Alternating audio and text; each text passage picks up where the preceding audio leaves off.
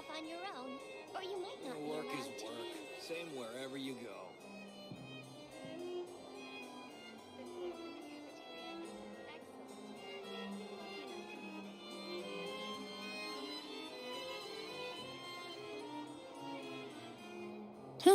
Good roll. All right, maybe I'll take one more day off and knock out the rest of the work once I'm feeling up to it. Work is work. Same wherever you go. If you're new here, don't run off on your own, or you might not be allowed to leave.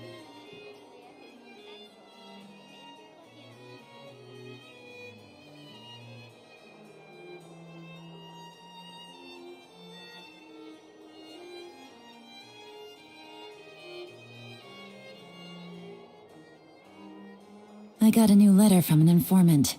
Looks like the situation has changed again. Work is If you're work. new here, Same don't wherever run you off on your go. own, or you might not be allowed to leave.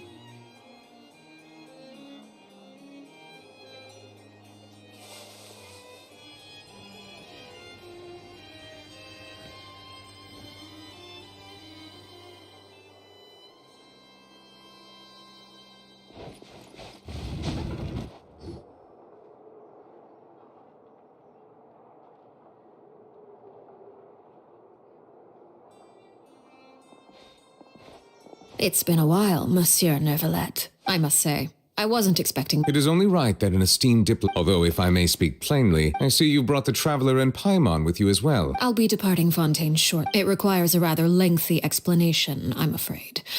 So I took the liberty of explaining everything in this proposal. Please—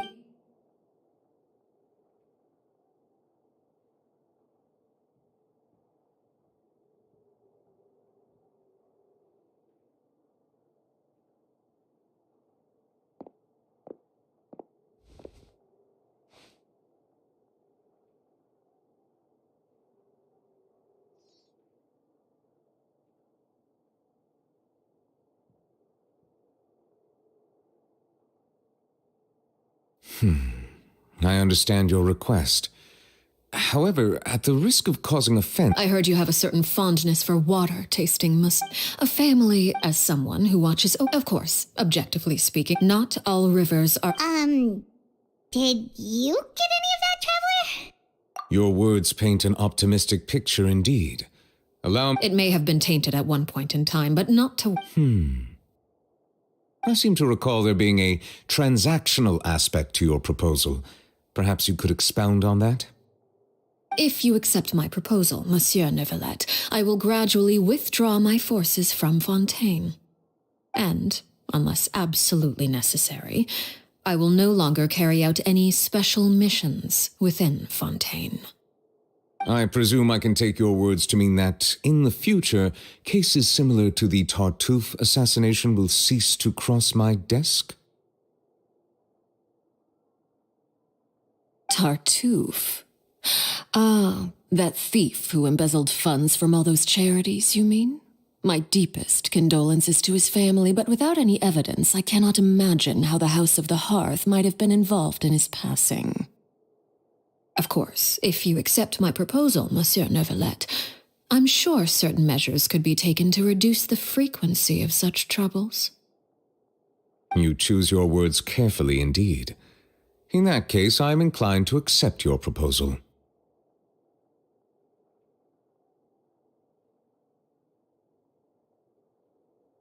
My thanks for your generosity, Monsieur Neuvillette. Well, with that settled, we should be going now. I took the liberty of bringing along 2 bottles of spring water from Snezhnaya for you to enjoy. I do hope I get the chance to hear your impressions. Perhaps at our next meeting, yes? Indeed. I trust you would not overlook your commitment in the meantime. All right, Traveler Paimon. Time to go.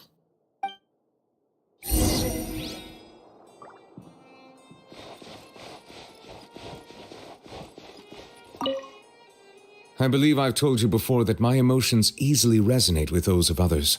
Yet in the few meetings I've had with that Harbinger, I haven't been able to sense any aspect of her emotional state. Her mind is like a still body of water, Who knows what darkness lies in its depths, and the lack of ripples on the surface gives nothing away. It's unclear whether this is her natural state of being, or whether it's an incredible strength of will that gives her the ability to master her emotions. Either scenario, however, suggests she is a very dangerous individual. I do not expect an explanation as to why you two are by her side. Whatever your reasoning, I would only advise you to take caution.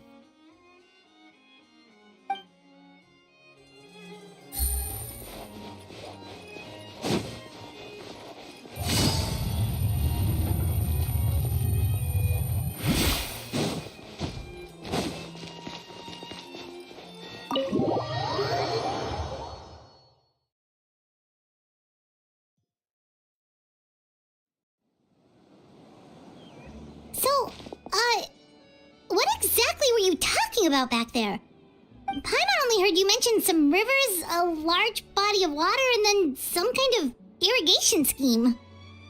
You really want to know? I would imagine there might be more pressing concerns at the moment. Winnie, Paimon really hopes everything's going okay. Oh, Paimon recognizes that look. You've got your tiki cap on, don't you, Traveler?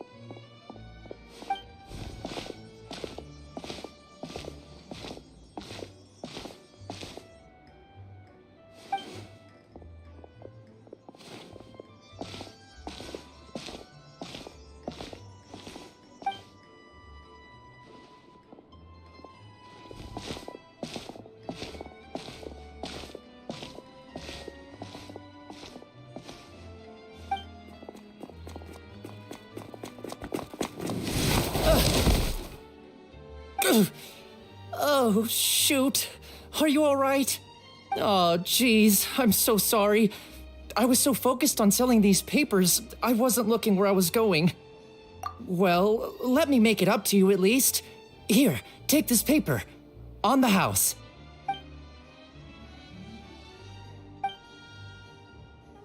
Oh, you don't have to give us anything. Please, I want to. It's not like I'm short on supply. All the extras will be useless come tomorrow anyway. It's my fault, really. I was just trying to bring home some extra mora for the family, but I bit off more than I can chew. I haven't had many takers today, so I'm still swimming in papers. What's going on here? Nothing much. I just ran into your friend here on accident. I should probably get going, actually, so... Hold on. Of course, I'm happy to compensate you with mora, it's just... I don't have any on me at the moment. I'll take 3 papers. Here. Oh! Thank you for your patronage. May the Archons bless you with good fortune. If only I had the chance to run into such generous customers every day. I should probably just take on a smaller inventory though, right? I'm getting married soon, so sometimes it's hard to not get ahead of myself. Anyway, I should head out. Goodbye! Well, now that my affairs are settled, we should take the boat back to Poisson. We've even acquired some light reading to enjoy along the way. Actually, why don't we stick around for a little longer? Paimon just realized how hungry she is. She can't head back to Poisson on an empty stomach.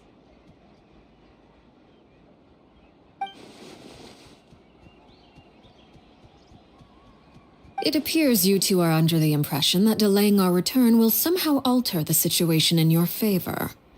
I'm sorry to ruin your fantasy, but your efforts are meaningless. That being said, I could be persuaded to give Linny some extra time.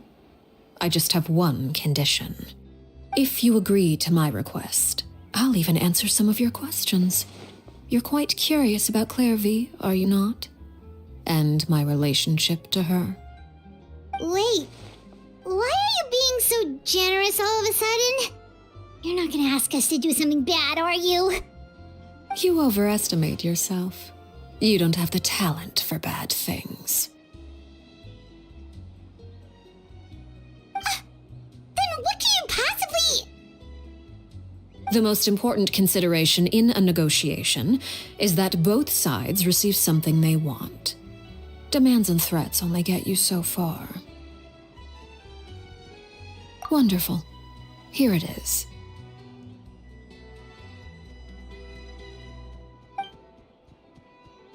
When the time comes, make the choice that you deem most appropriate in the situation, and lend your help to the House of the Hearth.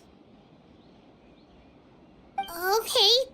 Sounds normal enough. But what do you mean, when the time comes? When is that supposed to be? That is for you to decide. Then we have a deal. Follow me.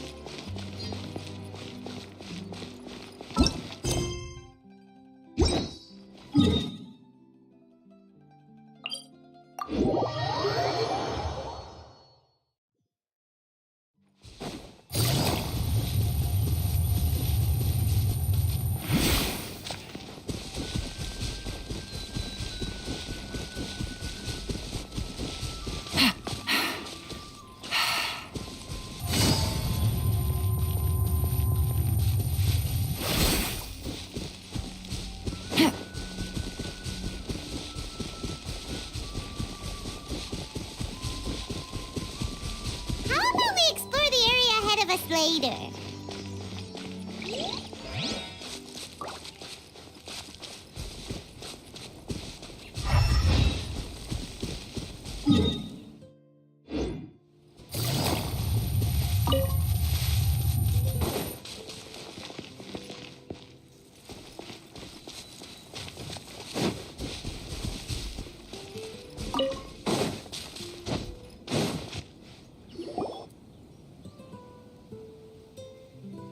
What is this place? Somewhere long forgotten by everyone. It used to be a grand building. Now it's nothing more than a pile of rubble. No one comes here anymore, nor does anyone care about what once happened here. Although, this place does have something to do with the story I'm about to tell you.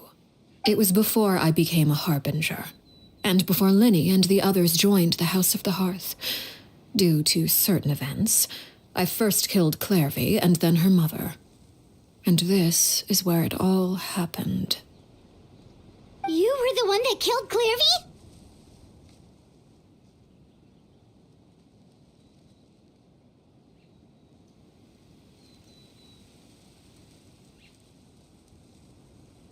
Patience now. Allow me to explain Clairvy's side of the story first. I'll start from the beginning. Clairvy was 6 years old when she was brought by her mother, Crucibina, to live in the House of the Hearth. From the outside, it seemed like a fairy tale. A thriving family made up of kind adults and friendly children. Crucibina was the knave at that time, and the House of the Hearth was under her control. She was Clairvy's mother by blood, but she was also the mother to all the children in the house. Clairvy was happy here, for a time. But she quickly realized that being part of this family wasn't a fairy tale at all. It was a kind of purgatory. Purgatory? Exactly. The House of the Hearth takes in war orphans from all over Tevat. But as for how to raise them, that depends entirely on the person in charge. Crucibina came up with a novel idea. She would teach the children to fight, force them to duel each other, and then crown as the king of the house the child who proved themselves most worthy of inheriting her title. It's difficult to estimate the number of children who died or were maimed in the process. There's little I can say about the ones who died. The ones that emerged with permanent injuries, on the other hand, well, they still served a purpose. They would be handed over to the doctor to be experimented on, or sent away on dangerous missions. Nothing more than tools to be used and then discarded. So those were the experiments Clairvy was talking about. But what actually happened to her? You said that Clairvy was Crucibina's daughter, so if Clairvy tried to convince her to stop what she was doing, Crucibina probably would have listened, right? Despite being Clairvy's mother, Crucibina cared little for her daughter. She forced Clairvy to join the House of the Hearth only as a means to demonstrate her own impartiality as a mother, to prove that she treated all her children equally. Clairvy did try to convince her mother to change her ways, but it was to no avail. After her efforts failed, the only other option was to rise up and try to fight back. Unfortunately, the other children had already been thoroughly indoctrinated into the illusion of happiness Crucibina had created. Of course, there was one exception. Someone Clairvy's age who knew the truth about the House of the Hearth. Her name was Peruere.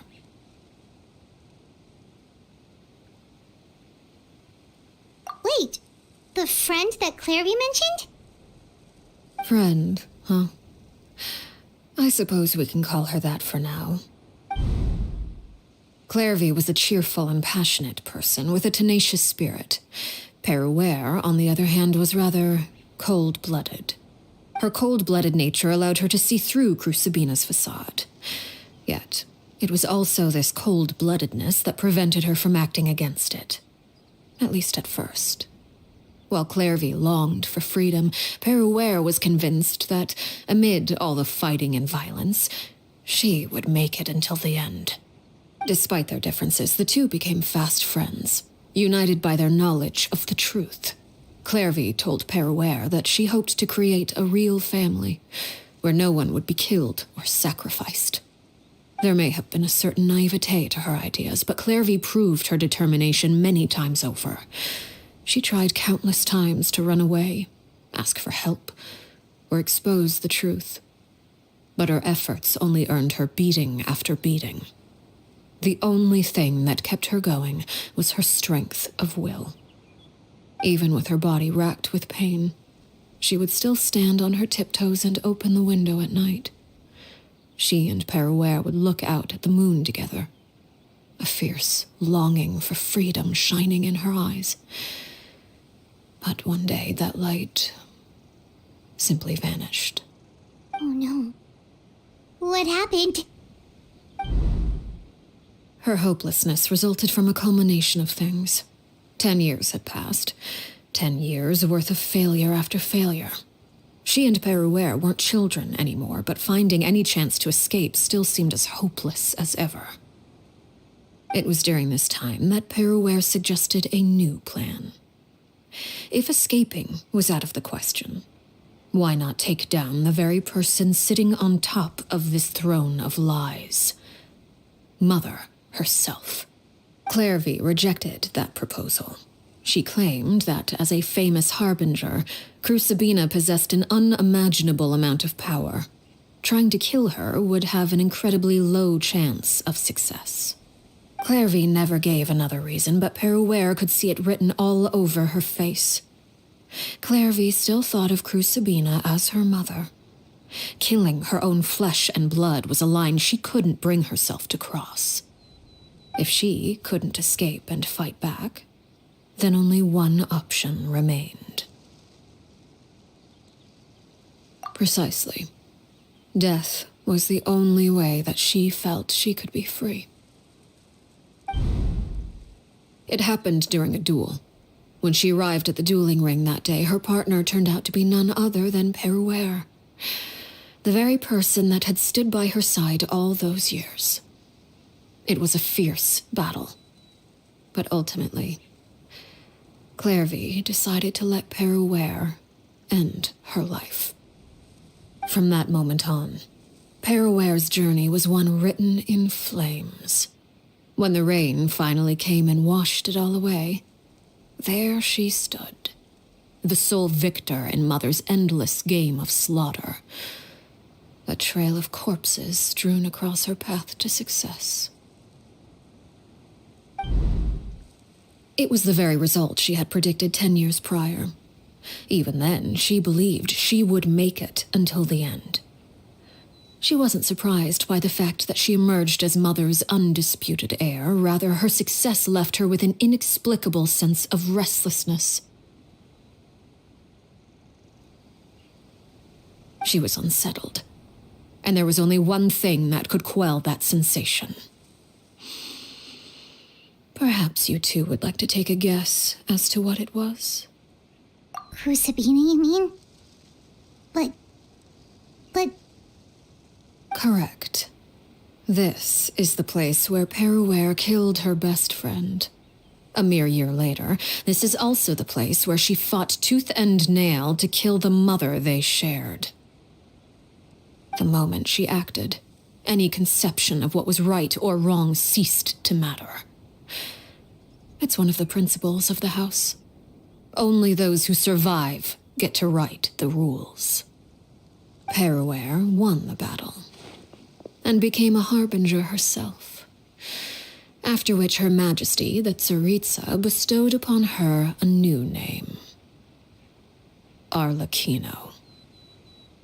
So the Perry Clairvy was talking about... It was you all along. You're Peruere. Arlecchino is just a name you got later. I left that name behind long ago. I must say, hearing it now does bring back memories. After I defeated Crucibina, the moniker of Mother died with her. I chose to forego the title she called herself and even chose to give up my own name. I rebuilt the House of the Hearth under a new identity. Not only as Arlecchino, but as father. And that is where the story ends. Any more questions? Yeah. Based on what you just told us, Clairvy wasn't a little kid when she was killed. So the Clairvy we met... Was she really a spirit at all? I suppose you could call her an illusion born of flame. Her existence is like ashes to a fire. Something left over in the wake of blaze and ruin. You see, a certain power runs through my veins. It's not unlike a curse. My flames leave behind shadows of anything they consume. Of course, the chances of those shadows morphing into a sentient entity are exceedingly slim. Clairvy is a very special case. Clairvy died when she was 16 years old, but what emerged from the flames was her 6-year-old self. Her appearance wasn't the only thing affected. Most of her memories were lost to the blaze as well. Memory is a mysterious thing indeed. Losing a portion of your memories will alter your sense of self. Lose 10 years' worth, however, and it would be like living in the past. Like returning to a version of yourself that never grew up. No wonder Paimon got such a weird feeling when we were talking to her. Perhaps I should put it this way. Clairvy is someone trapped in time. It may seem like she exists with us in the present, but she truly lives in the confines of her own past.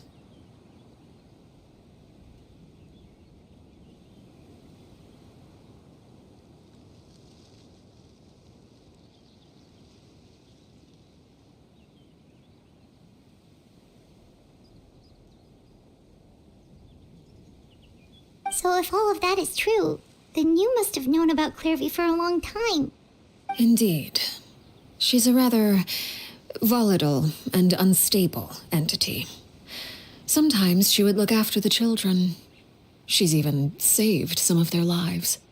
But other times, she would hide from me and become obsessed with revealing the truth about the house to anyone who will listen. Shadows don't have the capacity to learn or grow. Any new information they encounter is quickly forgotten over time. Your attempts to expose Clairvy to sunlight, they failed, yes? The reason is actually quite simple. In Clairvy's mind, the house is impossible to escape, and it is this very perception that traps her there. But no matter. All I have to do is kill her again, and all will be resolved. I don't anticipate so much as a single speck of ash will be left behind this time. Wait! Paimon can understand why you might want her gun, but isn't there another way? So what if she's trapped in her 6-year-old self? She's still your friend! At least talk to her first! It's too late for that. She broke the rules, and now she must be punished. That goes for Filial and Nantoy as well. She's had quite the effect on them. I hope you understand. The difference between Crucibina and myself lies in our formulation of the rules, not our policy for enforcing them. Upholding the rules without question is a trait we both share, because that is how a household should be run. Is this really what you want to do? Whatever could you mean? Don't you want to say a proper goodbye at least? Whether as a killer or as a father, there are two things that must be avoided at all costs: anger and sorrow.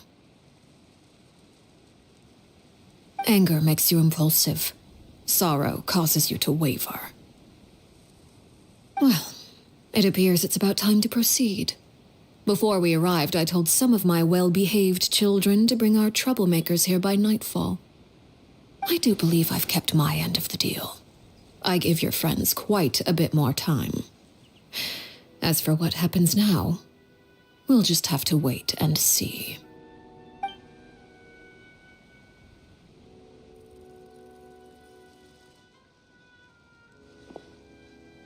Here they are, Father.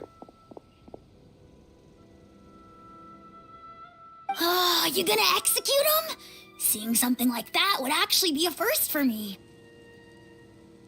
Lenny! I'm sorry. I heard about how you helped buy us more time, but I still failed. I couldn't find a way to fulfill her wish. Huh? Are you... Perry? Indeed, it's been a while, Clairvy. Perry! Shh, stay right there. I'm sorry to postpone our reunion, but first I believe certain scores need settling.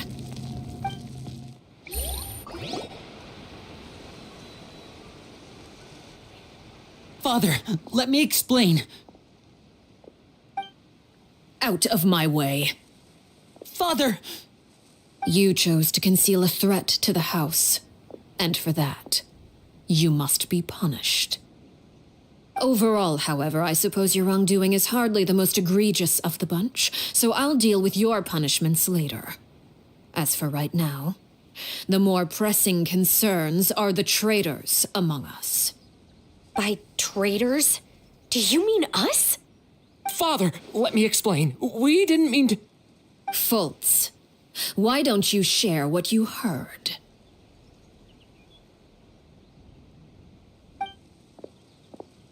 Yes, Father. Secret Midnight Meeting number 3. Participants, Filial, Nantoy, Sato, Toddy. Nantoy clearly said, if only Father wasn't the one who took us in.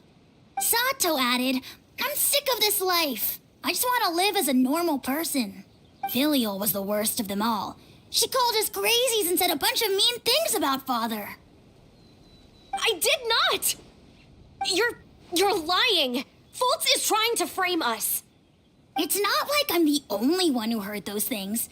After that, you and Toddy and a bunch of other people started talking about Clairvy. You were using all those things Clairvy brought up as an excuse to question Father. We're birds locked in a cage. The only way out is to destroy it. That's what you said, wasn't it? You little... You just want me gone, don't you? What did I ever do to you, huh? And you, Sheplo, have you forgotten who stood by your sickbed, watched over you, and changed your dressings?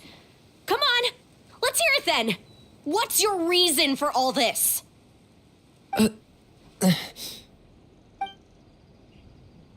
You're wrong, Filial. We don't want you to die. You're our family. Liar. You wouldn't be doing this if that were the case. So why? Why have you backed us into a corner? We all live in the House of the Hearth. You know the type of work we do, Filial. A single betrayal can cost dozens of us our lives. It's not like it's never happened before. That kind of thing is hard to forget. That's why the House of the Hearth cannot tolerate any form of betrayal. Ever since we came to Poisson, you've had 7 secret meetings. A lot of the things you talked about really crossed the line. You've been spying on us for half a month? Wait a second. Now that I think about it, the move to Poisson was just a way to make it easier to spy on us, wasn't it? Because we were all in one place. You've had this planned all along. Filial, Nantoy, I'm sorry. I owe you both my life. I owe Claire V too. If it weren't for all your help after I got poisoned, I wouldn't be standing here today. If this were any other situation, I would do anything to repay that kindness, even if it cost me my life. But rules are rules. I'm sorry.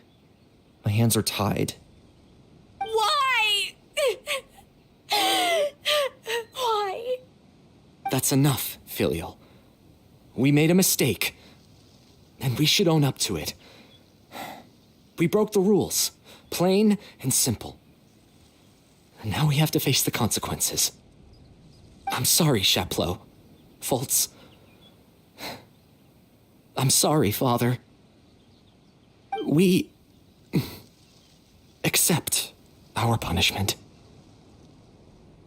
Chaplot, according to the rules of the House of the Hearth, how should these traitors be punished? All those who betray the house pay with their lives. And so it shall be.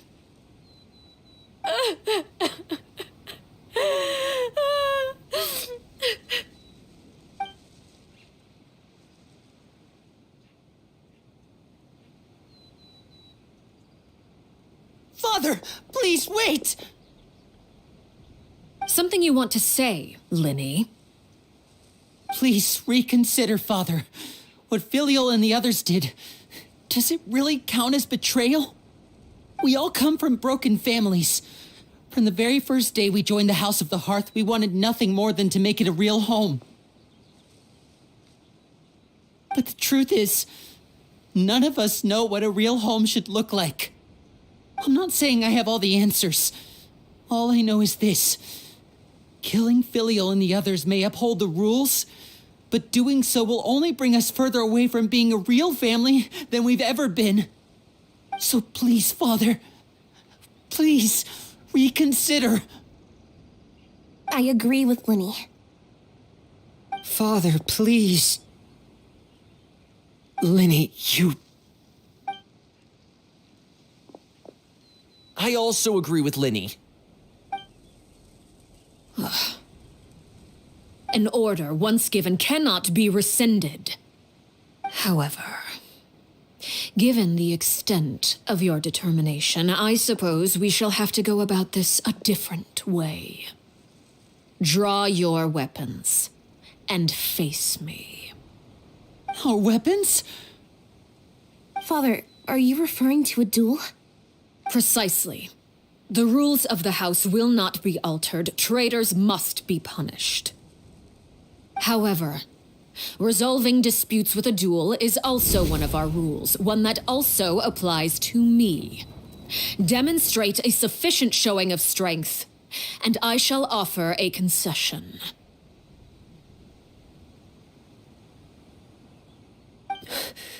Wait. Beat Father in a duel? Impossible. Father is way too strong, even for Lenny.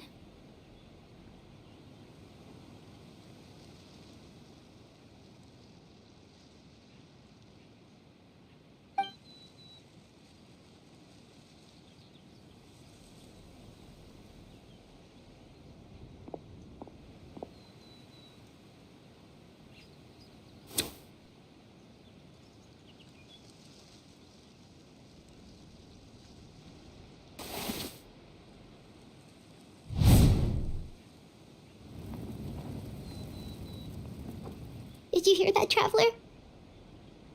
Letting the others have to duel the knave. What should we do? Can they really win something like that?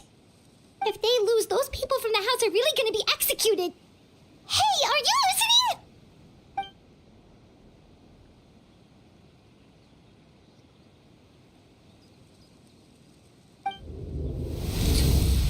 Don't you want to say a proper goodbye at least? Anger makes you impulsive. Sorrow causes you to waver.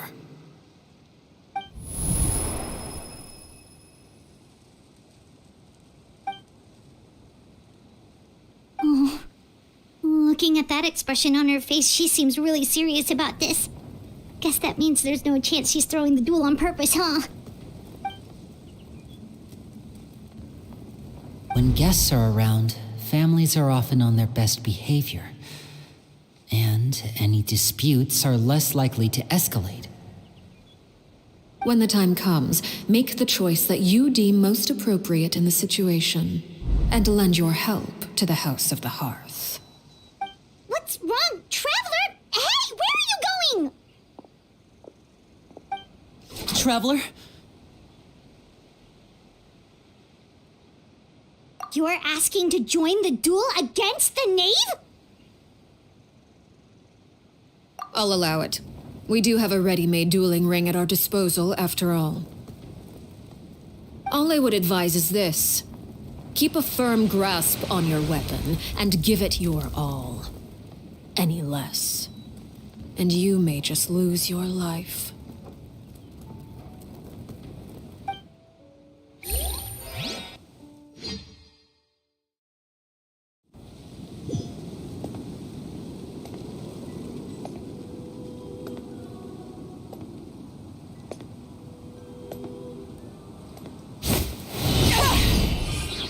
Everyone hold hands.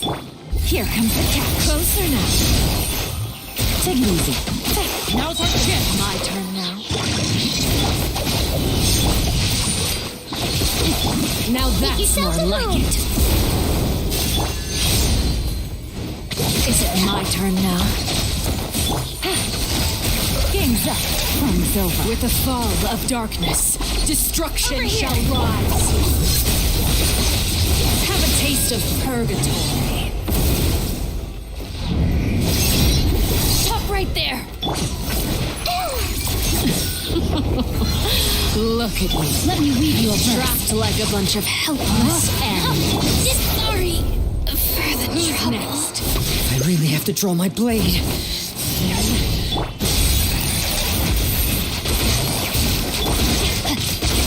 Sharing my knowledge.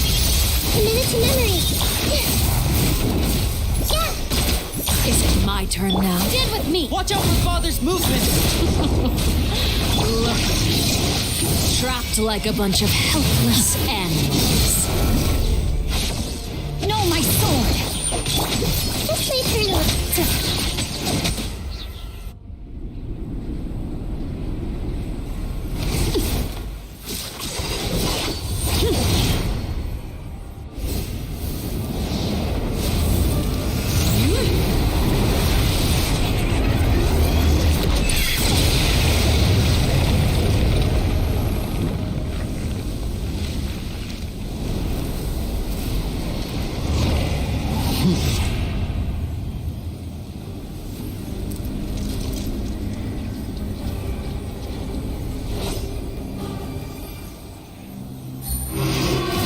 Kindness has been game's up.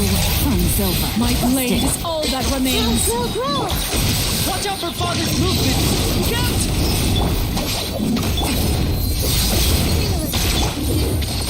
Gotcha. I'll settle this.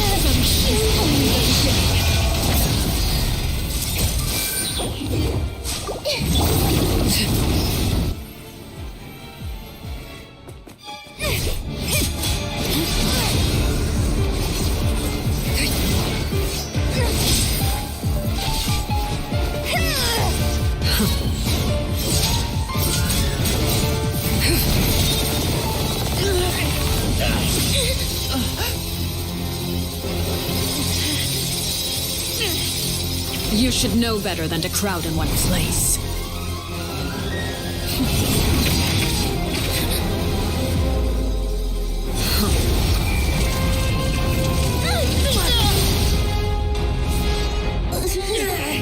Oh, I know.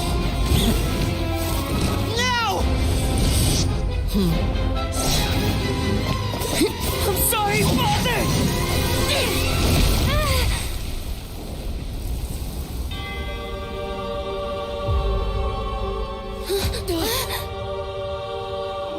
Sorry for what? This pitiful excuse for an attack.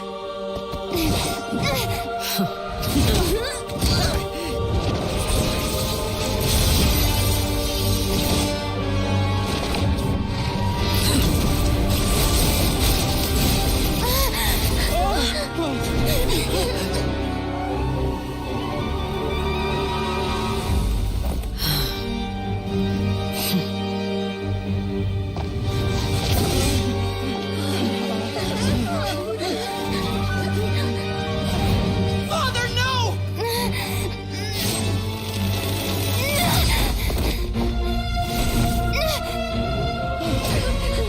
Made it out, did you?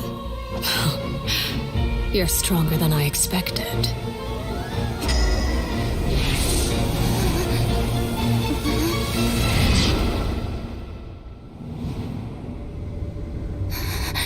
Crimson Moon. I can't move.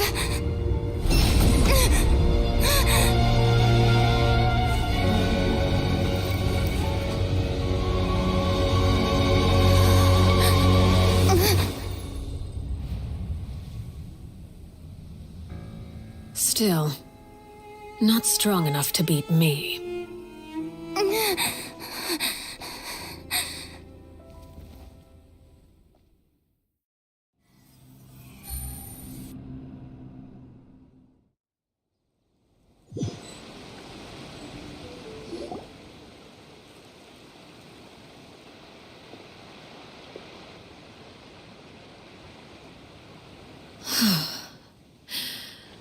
I believe we can end things here.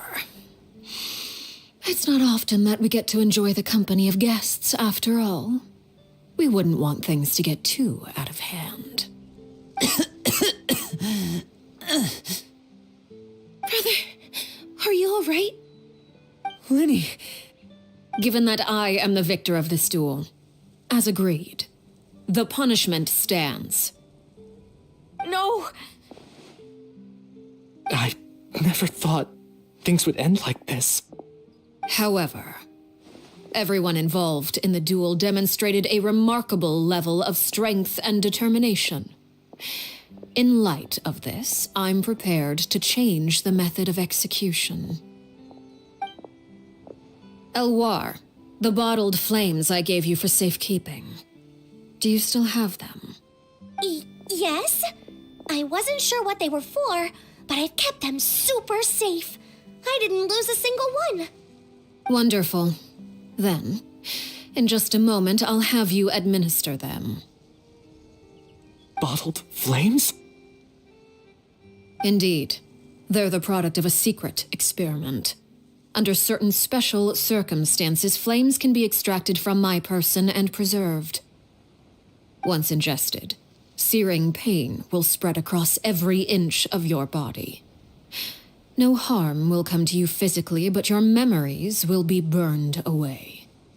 If you can withstand the pain, when you awake, you'll have forgotten everything you know about the House of the Hearth, and will be expelled from the organization.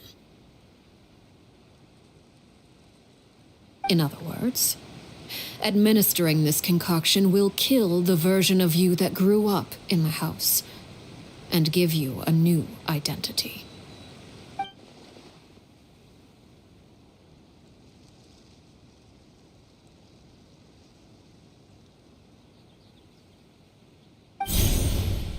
Memory is a mysterious thing indeed. Losing a portion of your memories will alter your sense of self.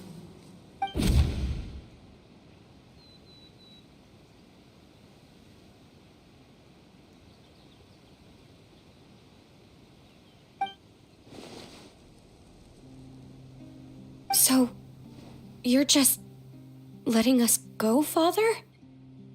You misunderstand.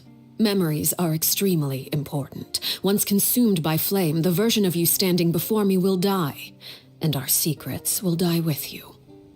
So no, I don't intend to just let you go, because the person who survives will be nothing but a stranger. Even so, I won't have to live in fear anymore. I'm sorry, Father.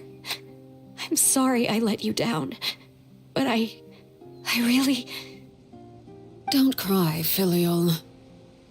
You haven't left the house yet, so there are still rules to be followed, yes? Remember what I taught you. Anger makes you impulsive, sorrow causes you to waver. Don't let yourself be controlled by your emotions. Of course. I'll remember. Dry your tears, and go pursue the life you really want. Yes, Father. Chaplot, Foltz, Elwar, take them back to Poisson. And bring Linny and the others as well. I prepared 3 extra vials of bottled flames. As for whether to take them, the choice is yours. Goodbye, children. The next time we meet, I will no longer be your father. Thank you for all you've done for the house. I hope you have bright futures ahead of you.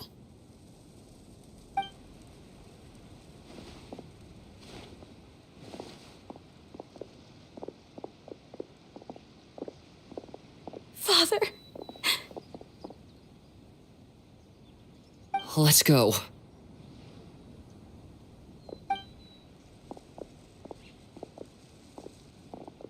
Here, grab my arm, Linny.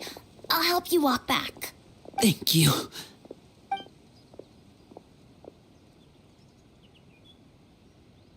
Clairvy.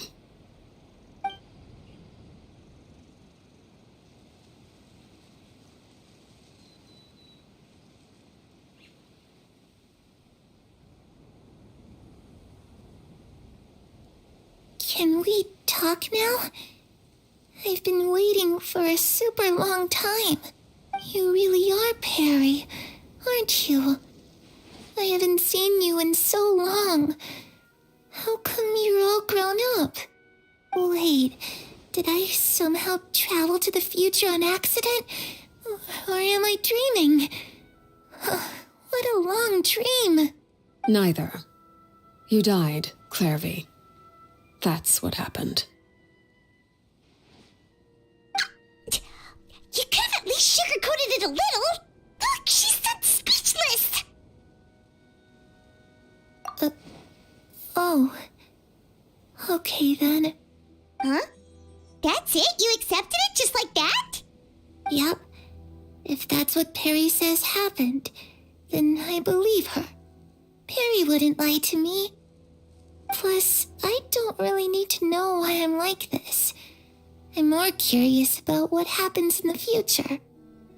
If you're a harbinger now, Perry, that means Mother is gone, isn't she? Can you tell me about it? I want to know what happened to her. And to me. You never stopped trying to defy fate. At first, no one believed you. You could only vent your frustrations to the moon. In fact, you often sought comfort in the night sky. You wanted to see the aurora, so one night we promised each other we would go to Snezhnaya to see it together. Later on, you tried to run away, but you were brought back each time. Mother spared your life, but it wasn't out of kindness. Instead, she decided to make an example of you by slowly torturing you over time. That way, the other children would know what happens to traitors. Still, you never gave up. Mother hoped that through ruthless duel after ruthless duel, she would be able to crown an ultimate victor among the children she raised. But you called on everyone to unite, to fight to a draw in order to reduce casualties. Your efforts may have only delayed the inevitable, but still, you gave them hope. You tried everything you could think of, but every attempt ended in failure. Still, you never turned your sword on Crucibina, and you never turned it on me. On that gloomy day, you told me, "For the last 16 years of my life, I've done everything I can to fight for freedom. But now, I realize that the only freedom I truly possess is the freedom to choose to die." I never imagined I would say something like that. I must have been feeling really worn down. But somehow, I still think I understand. According to Mother's plan, only one of us was going to make it until the end. And I always hoped that person would be you. If I could do it all over again, I still don't think I would make a different choice. Even when I first met you, I knew you'd be able to do what I couldn't. Is that so? Even now, I'm not sure I truly understand what kind of freedom you are trying to pursue. But as the head of the House of the Hearth and as the children's father, I've tried to give them the most basic of freedoms. The freedom to choose their own fate. It's something I discussed with the Eudex of Fontaine. The children who want to leave the house will have their memories wiped clean of all secrets pertaining to the organization. In return, they will be allowed to live a normal life in Fontaine without being prosecuted for their past.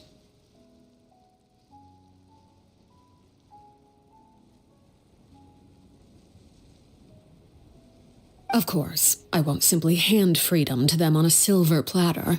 They have to fight for it and prove themselves worthy of it. Only freedom that is earned has true value. That's more than enough. That's exactly the kind of life I was fighting for. You know, Perry, I think you're a pretty amazing king, and a really great father, too. I'm really happy that you're the one who took over the house. I guess I do have one regret, though. I still haven't seen the outside world. Well, it just so happens that our dear guests over here have been to many nations and traveled to countless places. Perhaps they would be willing to tell you what the outside world is like. Really? Of course! We've traveled all over the place. We've got so many stories, we could probably talk your ears off for 3 days straight.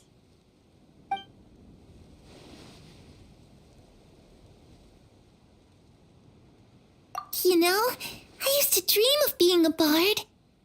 Playing the lute while singing into the winds of freedom. Even if there was no one there to listen, I would have continued to sing no matter what. Ah, that's where Mora comes from. I never knew that before. If I had some Mora, I would buy 3 new dresses. One for me, one for Perry, and one for Mother. It's just too bad Perry doesn't like wearing dresses. And Mother, she probably wouldn't accept something like that either. I guess I'd just have to keep them all for me then. I could wear a different one every day.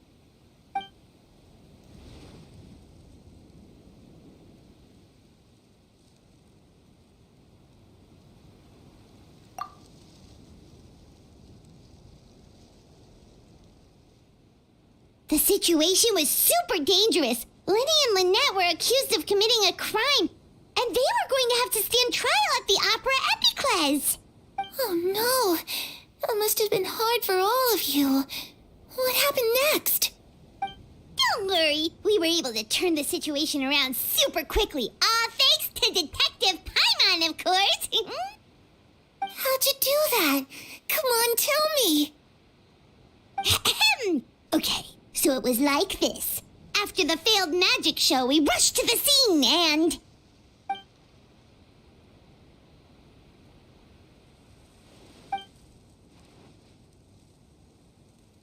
Shadows don't have the capacity to learn or grow.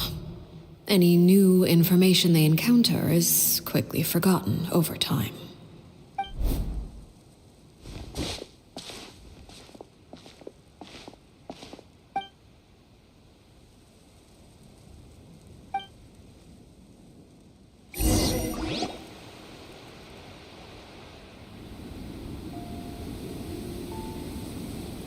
Clairvy, you've worked tirelessly from the shadows to overthrow the House of the Hearth. Now, by my authority as the Knave, I shall announce how this matter ends. You are hereby expelled from the House of the Hearth. You are no longer tied to this place, nor are you bound by its rules. You're saying that I can finally leave? I get to experience the outside world as well? Oh, I almost forgot. There's no getting older for me. Still, seeing who you grew up to be makes me really happy, Parallel. Take care of yourself. Goodbye. May we meet again someday.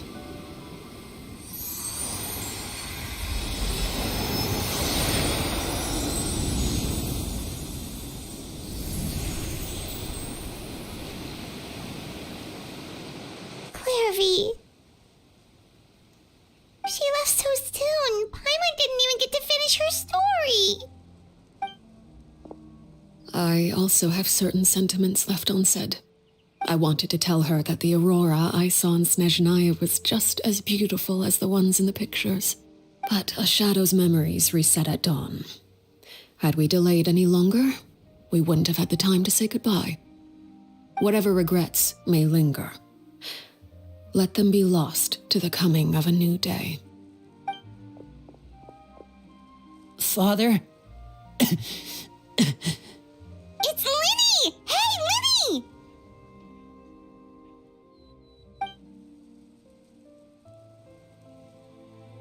What is he doing back here? Let's go check it out.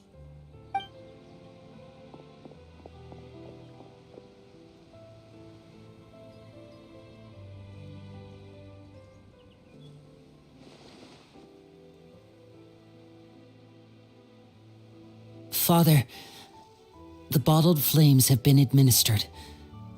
Filio and the others have left the house. And you? What happened? Thank you for giving us that choice, Father. But we never wanted to leave the house. It's the only home we've ever known.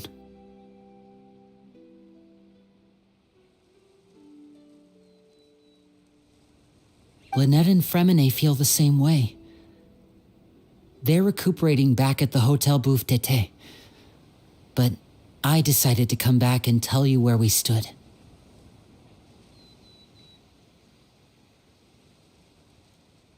I'm sure you're well aware of the expectations I have for you. I want you to follow in my footsteps and become the next king of the house. Yet you seem to have different ideas. I must admit, I'm rather surprised by your decision to stay. There's nothing wrong with choosing to live a quiet life. Leading this organization is a heavy responsibility, one not so easily carried by someone forced onto the throne.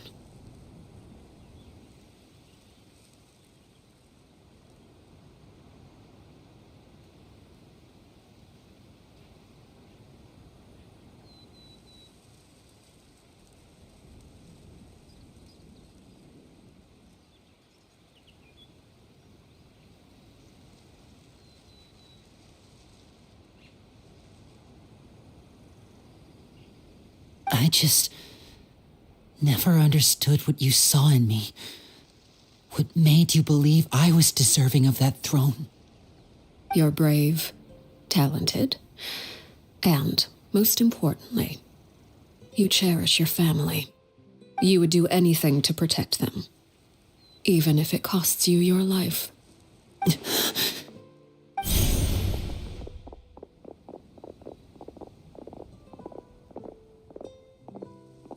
Speaking up back there was so brave of you, Linny. It's all thanks to you that we were able to convince Father to back down. You're a hero, Linny. Hero? Father is the real hero. Had Father gone all out during the duel, there's no way I would have walked away with my life. She must have had it all planned from the beginning, from the very moment she suggested a duel. I'm not deserving of that title. I'm not strong enough or smart enough. You're wrong.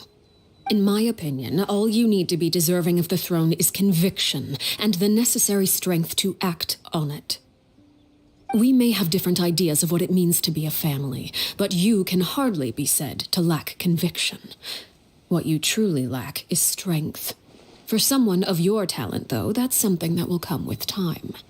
Even without that strength, you still chose to face me in a duel, even though the odds were stacked against you. That capacity to honor your convictions is what I truly see in you. Father. No one knows what the future holds, what tragedy or triumph may be in store. Being at the head of this organization requires the strength of will to face whatever comes. Caution will only hold you back.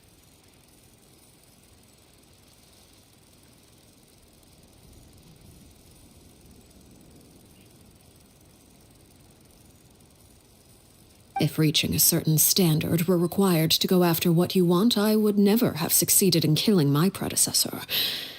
Back then, there was still a considerable gap between our abilities.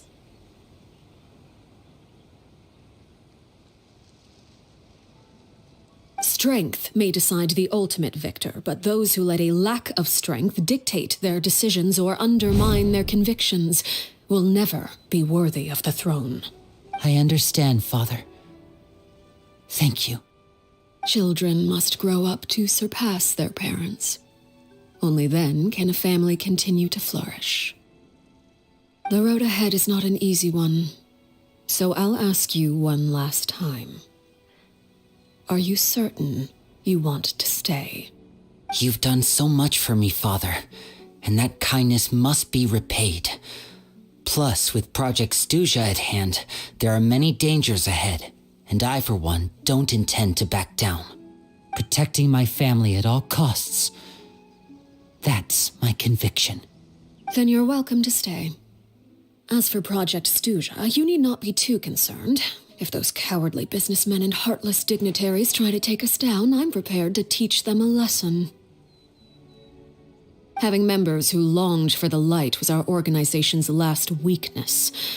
With those members no longer among our ranks, the House of the Hearth is like a spider hiding in the shadows. We need only wait for our prey to come to us. At present, our imperative is to use their plan to our advantage. In doing so, a crimson moon shall rise amid the frigid blizzards of winter. No demonstration of loyalty shall go unrewarded, and no sacrifice shall be in vain. As for the two of you, whether we meet again as friend or foe, I'll remember the camaraderie we shared in this moment.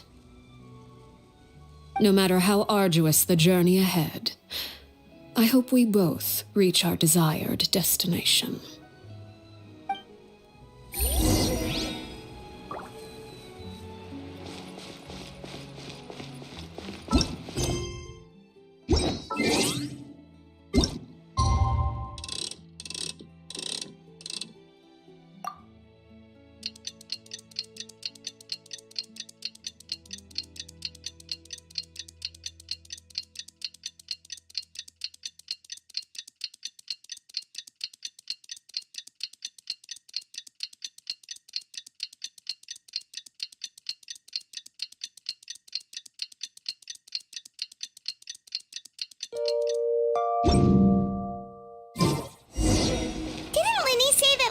Fremine were recovering at the Hotel Bouffe d'été?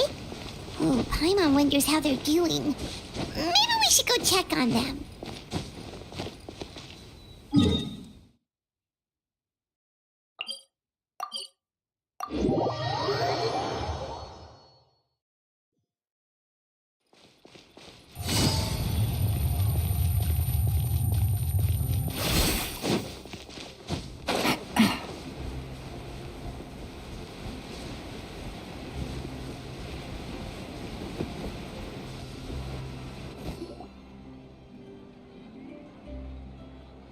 Lynette? Fremine?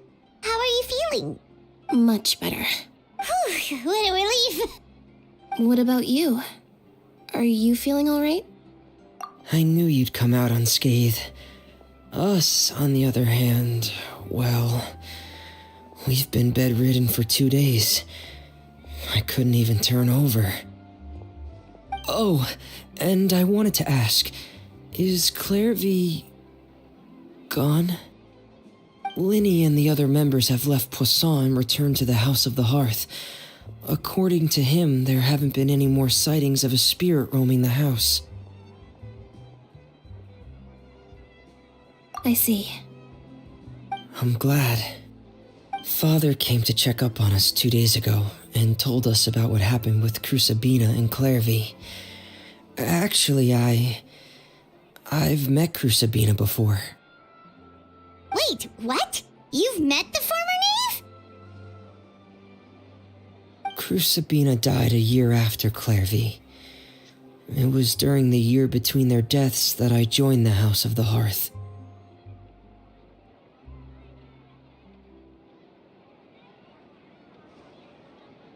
Crusabina had an extremely cruel and radical way of doing things. While she was alive, the atmosphere in the house was suffocating. When I joined, though, the experiment she valued so much had already come to an end, and all the people involved, dead and injured alike, were gone. Crusabina never talked about the past with us newcomers. A couple of months after I joined, Father killed Crusabina and burned all her files. With that, the names of all the people subjected to her experiments, Clairvy included, were lost to the flames, along with the painful memories they were. Father took in Lenny and me a couple months after that, but she never mentioned anything about Crusabina or Clairvy.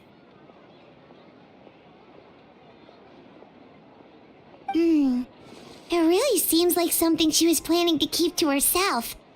The last time you talked to her, did she mention why she kept it a secret for so long? She said she didn't want us to be affected by the darkness of the past. She was worried we'd develop a false sense of gratitude towards her if we knew about it.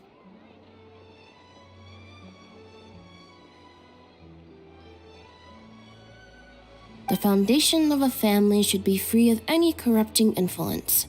Whatever happened in the past, it has nothing to do with who we are now.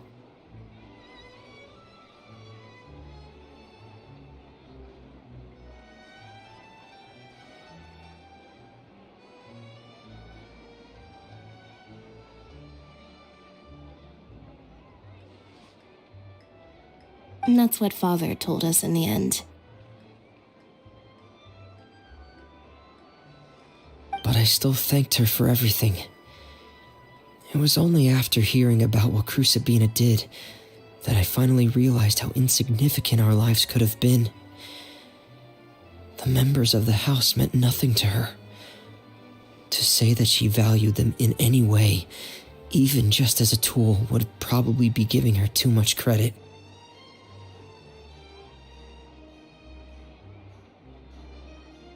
If Father hadn't taken over the House of the Hearth, I probably would have already.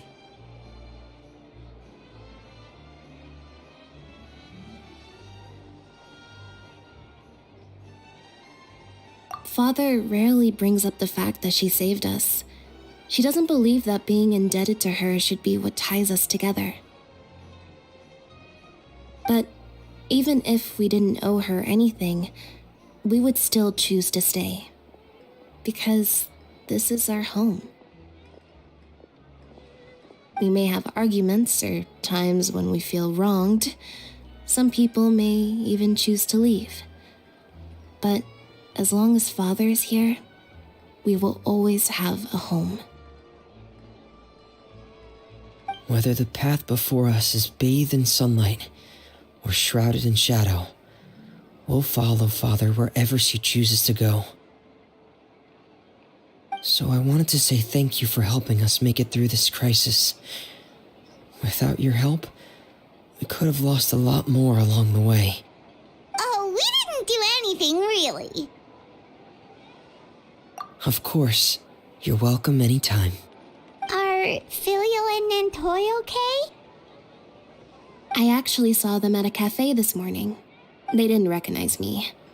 From what I could tell, they were drinking coffee and talking about one of the operas that started running recently. They seemed happy. If I had to take a guess, I would say they finally found the kind of life they always would.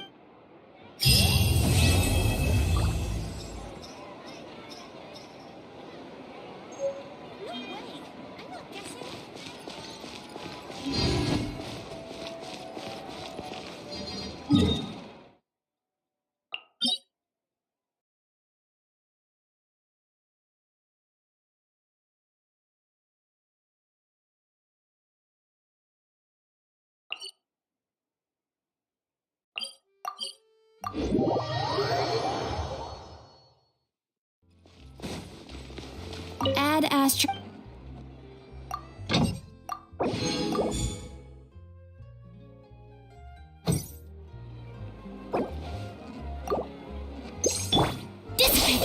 Add Astro.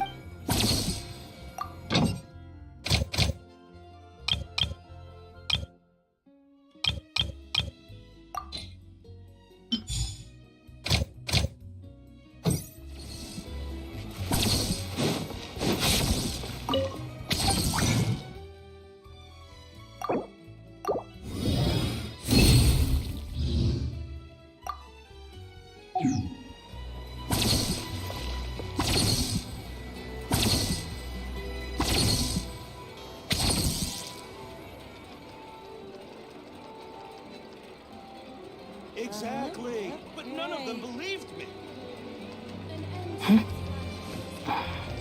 Time itself is a science.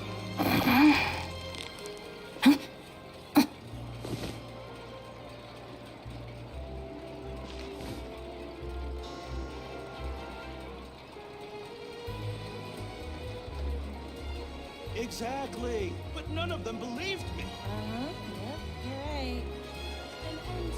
Just let me know if you ever find yourself in a pinch. I can help you out. Make yourselves at home.